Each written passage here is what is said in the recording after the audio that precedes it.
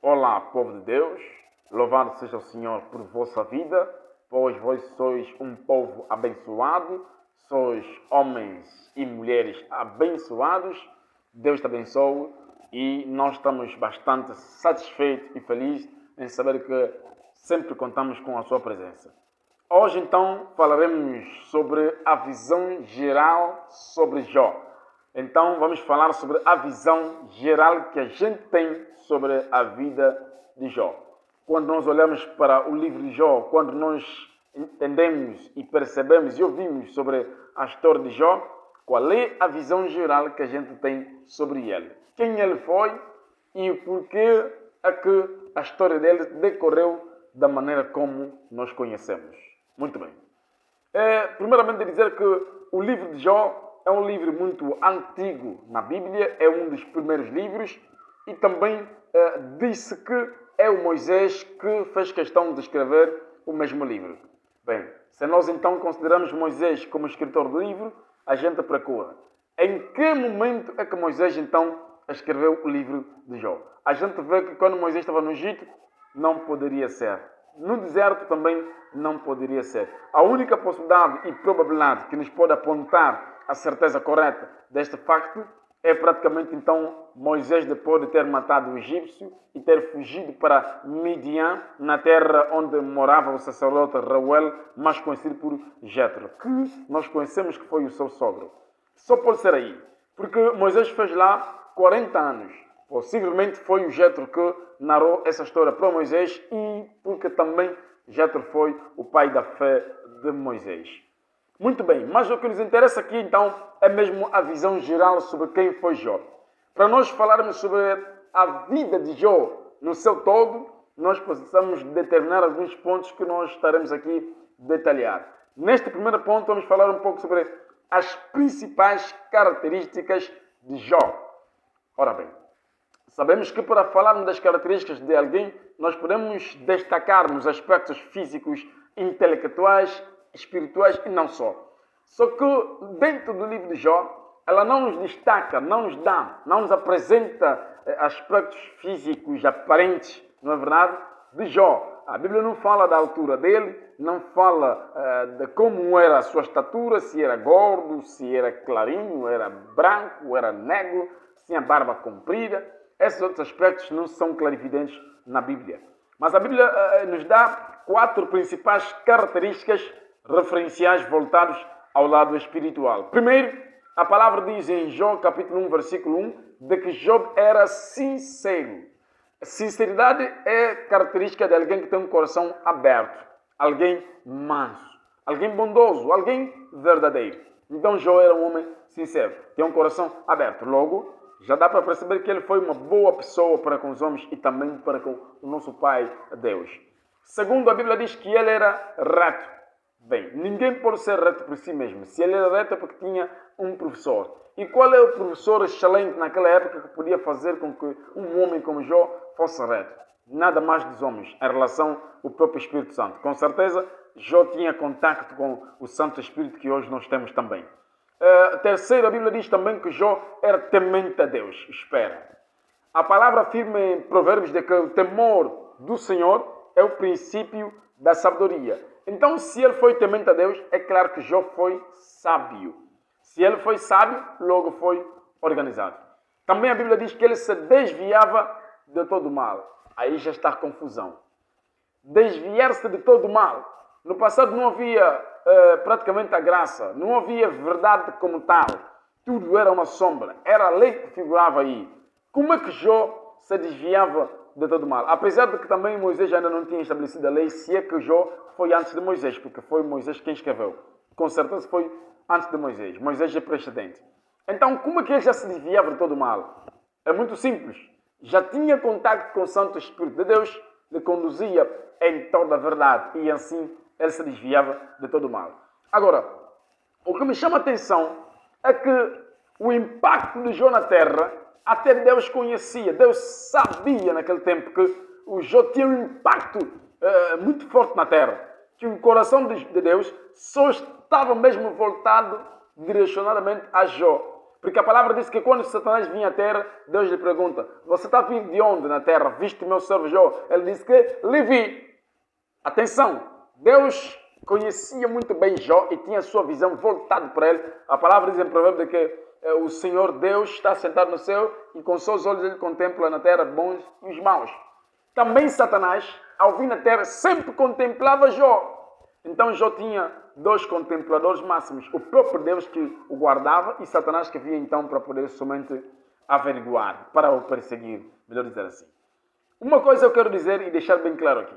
A palavra diz que sempre que os filhos de Deus iam para adorar Deus, Jó e seus filhos iam para adorar Deus, Satanás também ia. A pergunta mas que tipo de culto Jó realizava que até Satanás também tinha que ir como um telespectador, para poder ir assistir e ver o que ele fazia? Vou lhe dizer, Jó foi uma entidade super poderosa na terra. Já vamos descer para você então chegar à conclusão de quem foi esse senhor, o Jó. Vamos então voltar nas suas riquezas. Quais riquezas ele tinha? A palavra de Deus disse que ele tinha 7.000 ovelhas. 7.000 ovelhas é muito. Nota que as ovelhas, os animais, não são estáticos. Eles desenvolvem, eles crescem, reproduzem. Até então, o número que se contou, ele tinha 7.000 ovelhas. Uma ovelha nós podemos comer 3, 4 dias, se porventura a casa for uma casa ainda que tem muita gente. A ovelha é um animal grande, pode-se comer vários dias. Então ele tinha uma empresa de carne. Não necessitava mais de estar a fazer compra na praça. Ele tinha uma empresa grande de carne, meu senhor. Hoje podemos dizer que Jó foi um grande empresário em carnes. E depois, segundo a Bíblia, diz que tinha 3.000 camelos. Camelos são animais de transporte. 3.000 camelos. Então, Jó tinha, podemos atualizar e dizer assim, que tinha muitos carros à sua disposição. Porque o mesmo que os carros fazem, os camelos fazem. A única diferença está na velocidade e no lugar próprio, não é verdade? Nas características próprias do animal.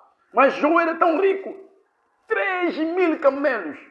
Nem eu que aqui tenho um, pelo menos, não tenho um. Ele tinha 3.000 camelos. Não dá para sentir inveja. Parabéns para si, Jó. A Bíblia diz também que tinha 500 juntas de boi. Queridos. 500 juntas de boi. 500.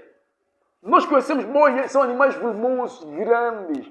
Uma cabeça de boi em Israel, quando havia a crise, quando os assírios cercaram Jerusalém, praticamente, uma cabeça estava a custar muitos ciclos de prata.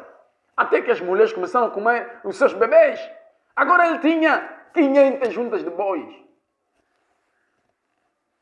Vamos avançar. Também tinha 500 jumentas, Jesus. 500 jumentas. Amados, falando a verdade, aqui na minha casa, nenhuma galinha se tem para criar. Não tem nenhuma galinha. Eu nem sequer um animal tenho para criar. Nenhum. Bem, criei gato, que há pouco tempo ficou onde eu deixei. Enfim, eu saí lá e deixei ele lá. Mas, queridos, 500 jumentas. Isso é muito, meus queridos. Não vamos ter só inveja de Jó. Vamos voltar no assunto. Tinha muitíssima gente ao seu serviço. Jó era empresário. Ele tinha muitos servos ao seu serviço. Ele era um patriarca, Jesus. Realmente, era um senhor. Era respeitado. Tinha servos à sua disposição que ele sustentava, tanto no matabicho, no almoço, no jantar, até inclusive nas rendas, no pagamento. Quem foi Jó realmente? Bem, vamos então voltar no assunto. Era maior do que todos do Oriente. Oh, God! Maior do que todos no Oriente? Maior do que todos no Oriente? Maior como? Como assim maior? Porque tinha muito número de gente, muitíssima gente a seu serviço. Tinha 7.000 cabeças de ovelhas, 3.000 camelos, 500 juntas de bois, 500 jumentas, muitíssima gente. Achamos isso pouco? É claro que era o maior do Oriente, porque cabeças de gado custavam caro. Antigamente casava-se, dava-se dote nas cabeças dos animais. Eu te dou uma cabeça de boi suficiente para você me dar a esposa e um ciclo de prata, ou talvez meio quilo de ouro é possível. Mas esse senhor aqui tinha tantas coisas. Vamos lá ver mais. A Bíblia diz que tinha sua mulher, tinha família, tinha mulher muito linda, 7 filhos. E 3 filhos. E os filhos dele eram mais belos do Oriente naquela altura. Senhores. Oh, amante Yeshena. Estou a dizer que ele tinha, para além de ser sucedido financeiramente, para além de ser sucedido em termos de trabalhadores, porque ele não trabalhava nada, eram pessoas que trabalhavam ao serviço na sua corte, tinha sua esposa, quer dizer, era bem casado, tinha 7 filhos e 3 filhos lindos, maravilhosos daquela época. Com certeza, com tudo isso, é suficiente para Jó não buscar mais Deus, desviar-se. Após não, quando temos... Ao contrário, os jericaços não querem servir Deus. Era suficiente para ele não buscar Deus. Atenção que isso estou a falar era suficiente para não buscar Deus. É pensamento satânico isso, não é de Deus. Mas, pois, por que está a falar? Estou a falar para te ensinar. É pensamento satânico isso. Quem é que disse que um rico não pode buscar Deus? Pode bem. Satanás disse para Deus, Jó te busca porque ele deixa muitas riquezas. Deus disse, tira tudo. Tira filhos. Tira tudo que tem. E você verá então se ele não vai continuar a persistir então a me servir. Persistiu a servir a Deus. Vamos voltar então no assunto. Mesmo com toda a sua riqueza ainda temia a Deus. Quer dizer, louvava a Deus. Não via nenhuma barreira de não servir a Deus. Mesmo com tudo isso. Satanás quando tirou tudo que pertencia a Jó, chegou à conclusão que Deus tinha razão. Jó era mesmo íntegro. Era mesmo verdadeiro. Meu amigo, Deus não é contra você ser rico, mas Deus é contra as riquezas dominarem você. Pensamento satânico é qual? É que as riquezas corrompem o homem. Mas na visão de Deus é qual? É que as riquezas te ajudam a viver conforme Ele quer. Então vou lhe dizer, seja íntegro, ama a Deus com a sua riqueza. Assim foi a história de Jó. E acredito que com essa história você aprendeu muito sobre Jó. Deus te abençoe em nome de Jesus.